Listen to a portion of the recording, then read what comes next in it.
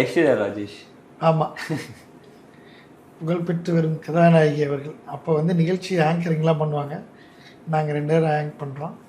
ஒரு கார்ப்பரேட் நிகழ்ச்சிக்காக நாங்கள் போயிருந்தபோது ஓகே, அப்போ வந்து நாங்கள் 2 பேரும் ஆங்கர் பண்ணிகிட்ருக்கோம். அந்த கார்ப்பரேட் நிறுவனத்துக்கு வந்து சங்கர் யார், கலைபா அப்படிங்கிறதெல்லாம் தெரியாது. அப்போ லாட் எடுக்கும்போது இது எங்கே வைக்கிறது, என்கிட்ட கொடுங்க அப்படின்னு சங்கர் சொல்லுது. அவரும் கொடுத்துட்டாரு. ஷோ முடிகிற வரைக்கும், அந்த லாட் முடிகிற வரைக்கும் சங்கர் வந்து கையிலே தான் வச்சுருந்துச்சு. யோ வேணாயா, நல்லா இல்லையா, இருக்கட்டும்டா, அது வாட்டுக்கு இருந்துட்டு போகுது. அது கையிலேயே வச்சு நாங்கள் 25 லாட் எடுத்தோம். ஐஸுக்கும் எனக்கும் பயங்கர சிரிப்பு. அன்றைய நிகழ்ச்சி தொகுப்பாளர், இன்றைய கதாநாயகி எங்களது தோழி. இது வந்து இப்போது காமெடி கஜானான்னு ஒரு நிகழ்ச்சி பண்ணோம். அப்போ வந்து அது வந்து மீண்டு வருது, சேனலில் எதுவும் பண்ணலடா அப்படின்னு சொல்லுது. சரி, நம்ம ஒரு ஷோ பண்ணிகிட்ருக்கோம் வான்னு சொல்லி இப்போ எடுத்த ஃபோட்டோ.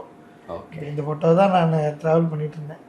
ஏன்னா முன்னாடி சங்கரை என்னால் கட்டிப்பிடிக்க முடியாது, இது ரொம்ப ஒல்லி ஆகிட்டார். என்னால் ஃபுல்லாக கட்டிப்பிடிக்க முடிஞ்சது.